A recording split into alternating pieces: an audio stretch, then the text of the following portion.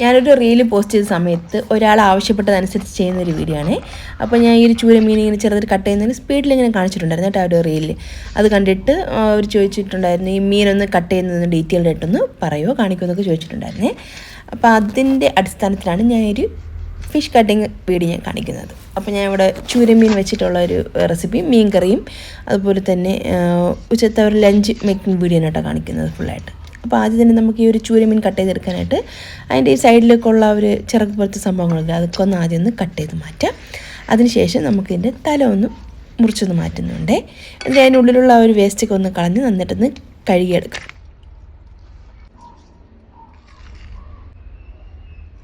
ചെയ്തൊന്ന് മാറ്റിയതിന് ശേഷം അത് ചെറിയ കഷ്ണങ്ങളാക്കി ഒന്ന് മുറിച്ചെടുക്കാം. അപ്പോൾ നമ്മൾ സ്കിൻ എടുക്കാനായിട്ട് നല്ല ഫ്രഷ് ആയിട്ടുള്ള മീനൊക്കെയാണെങ്കിൽ സ്കിന്ന് നമുക്കിങ്ങനെ വലിച്ചിങ്ങനെ പറിച്ചെടുക്കാനായിട്ട് കുറച്ച് ബുദ്ധിമുട്ടായിരിക്കും കേട്ടോ. മീനൊക്കെ ഒന്ന് പൊട്ടിപ്പോകാനുള്ള ചാൻസ് ഉണ്ട്.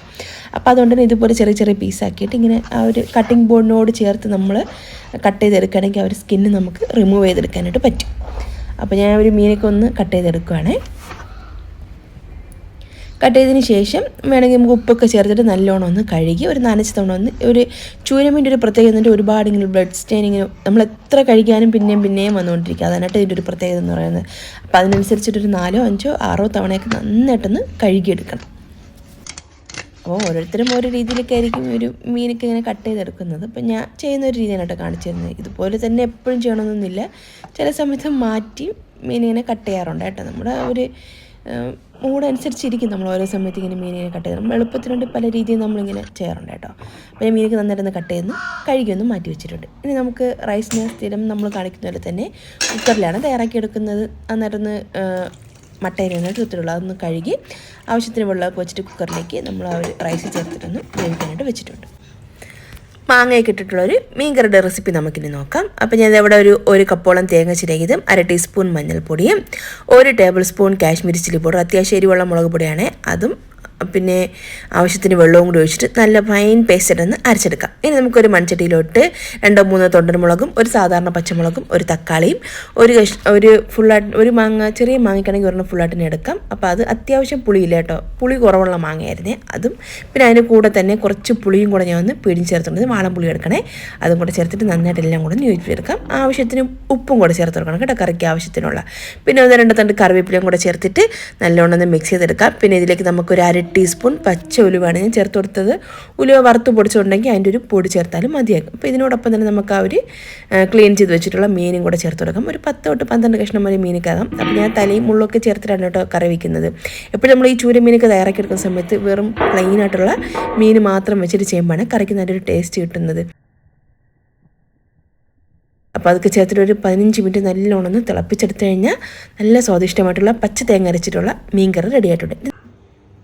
നമുക്ക് അവിയൽ തയ്യാറാക്കാനായിട്ട് ആവശ്യത്തിനുള്ള പച്ചക്കറി എടുത്തിട്ടുണ്ട്. ഇതിലേക്ക് തേങ്ങയും കുറച്ച് മഞ്ഞൾപ്പൊടിയും ജീരകവും പച്ചമുളകും ചെറുള്ളിയും വെളുത്തുള്ളിയൊക്കെ ചേർത്തിട്ടൊന്ന് ചതച്ച് ആവശ്യത്തിന് വെള്ളമൊക്കെ ഒഴിച്ചിട്ട് അതൊന്ന് വേവിച്ചൊന്ന് വറ്റിച്ചെടുക്കാം.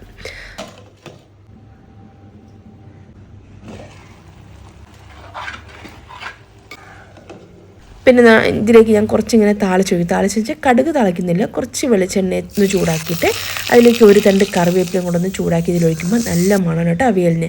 അപ്പം അതൊന്ന് റെഡിയാക്കി ഒന്ന് മാറ്റി വെച്ചിട്ടുണ്ട്. നമുക്ക് മീൻ ഫ്രൈ ചെയ്യാനായിട്ട് മഞ്ഞൾപ്പൊടി, കാശ്മീരി ചില്ലി പൗഡർ, കുറച്ച് പെരിഞ്ജീരകപ്പൊടി, കുറച്ച് വെളിച്ചെണ്ണ, പിന്നെ കുരുമുളകും കല്ലുപ്പും വെളുത്തുള്ളിയും കൂടെ ഒന്ന് നന്നായിട്ട് അരച്ചെടുത്താണ് അതും കൂടെ ചേർത്തെടുക്കും. കുറച്ച് വെള്ളം കൂടി ഒഴിച്ചിട്ട് ഒന്ന് പേസ്റ്റാക്കി എടുത്തതിന് ശേഷം അതിലേക്ക് ആ ഒരു ക്ലീൻ ചെയ്ത് വെച്ചിട്ടുള്ള ചൂരമീനും കൂടെ ചേർത്തൊന്ന് മസാലയ്ക്കൊന്ന് പെരട്ടിയിട്ടൊന്ന് മാറ്റി വയ്ക്കാം.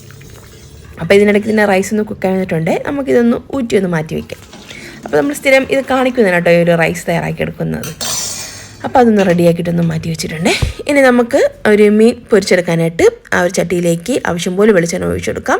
എണ്ണ നന്നായിട്ടൊന്ന് ചൂടാകുന്നതിന് ശേഷം ആ ഒരു മീൻ കഷ്ണങ്ങൾ ഇതുപോലെ വെച്ചിട്ട് നല്ലോണം ഒരു സൈഡൊന്ന് ഫ്രൈ ആയി വന്നതിന് ശേഷം മാത്രം നമുക്ക് കുറച്ച് കറിവേപ്പില ചേർത്തിട്ട് തിരിച്ച് വെച്ചെടുക്കാം. അപ്പോൾ ഈ ഒരു ടൈമിൽ കറിവേപ്പില ചേർക്കുന്ന സമയത്ത് അടിയിലൊന്നും ഒട്ടിപ്പിടിക്കാതെ പെട്ടെന്ന് തന്നെ മീൻ ഇതുപോലെ നമുക്ക് തിരിച്ചിടാനായിട്ട് പറ്റും. അപ്പോൾ 2 സൈഡും നല്ലോണം ഒരു മീഡിയം ടു ലോ ഫ്ലെയിമിൽ വെച്ചിട്ട് തന്നെ മീനൊന്ന് ഫ്രൈ ചെയ്തെടുക്കണേ. എനിക്ക് ആ ഒരു പുറത്തുള്ള മസാലയൊക്കെ പെട്ടെന്ന് കരിഞ്ഞു പോകും, ഉള്ളൊന്നും വേകില്ല. അപ്പം എല്ലായിടും ഒന്ന് കുക്കായി കിട്ടാൻ വേണ്ടിയിട്ടാണ് കേട്ടോ അങ്ങനെ ചെയ്യുന്നത്. അപ്പം മീനും നന്നായിട്ടൊന്ന് ഫ്രൈ ചെയ്തിട്ടൊന്ന് മാറ്റി വെച്ചിട്ടുണ്ട്.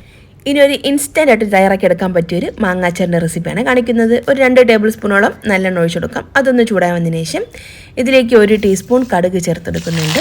1-2 തണ്ട് കറിവേപ്പിലയും കുറച്ച് വറ്റൽമുളക് പൊടിച്ചതും കൂടെ ചേർത്തെടുക്കാം. പിന്നെ 1 ടേബിൾ സ്പൂൺ കാശ്മീരി ചില്ലി പൗഡറും ഒരു 1/2 ടീസ്പൂണോളം ഉലുവ പൊടിച്ചതും കൂടെ ചേർത്തെടുക്കുന്നുണ്ട്. പിന്നെ ഞാൻ മാങ്ങ ഒരു പകുതി മാങ്ങയാണ്, അതിലേക്ക് പച്ചമുളകും ഉപ്പും കൂടെ ചേർത്തൊന്ന് വിരകി ഒന്ന് മാറ്റി വെച്ചാൽ കേട്ടോ. അതും കൂടെ ചേർത്ത് ഫ്ലെയിം ഓഫ് ചെയ്തതിന് ശേഷം മാത്രം നമ്മൾ ചേർത്തെടുക്കണം. ഇതിലേക്ക് കുറച്ച് കായപ്പൊടിയും കൂടെ ചേർത്തെടുക്കാം. വേണമെങ്കിൽ കുറച്ച് വിനാഗിരിയും കൂടെ ചേർത്തെടുക്കാം കേട്ടോ. ഇത് അധികം പുളിയില്ലാത്ത മാങ്ങ ആയതുകൊണ്ട് കുറച്ച് വിനാഗിരി ഞാൻ ചേർത്ത് കൊടുത്തിട്ടുണ്ട്. അപ്പോൾ അതെല്ലാം കൂടെ ഒന്ന് മിക്സ് ചെയ്തിട്ടൊന്ന് വെച്ചിട്ടുണ്ട്. അപ്പോൾ അച്ചാറും ചോറും കറികളൊക്കെ ഇവിടെ റെഡിയാണ്. മട്ടയരിച്ചോറും പച്ചക്കറി അവിയലും മീൻകറിയും പൊരിച്ചുമീനും മാങ്ങാച്ചർക്ക് കൂട്ടി ഇന്നത്തെ ഊണ്. അപ്പോൾ ഈ ഒരു ഊണിൻ്റെ റെസിപ്പി നിങ്ങൾക്ക് ഇഷ്ടമായിട്ടുണ്ടെങ്കിൽ മറക്കാൻ്റെ ചാനലൊന്ന് സബ്സ്ക്രൈബും ഫോളോ ഒക്കെ ചെയ്ത് സപ്പോർട്ട് ചെയ്യണേ. ഈ വീഡിയോ കണ്ട എല്ലാ കൂട്ടുകാർക്കും താങ്ക്സ്.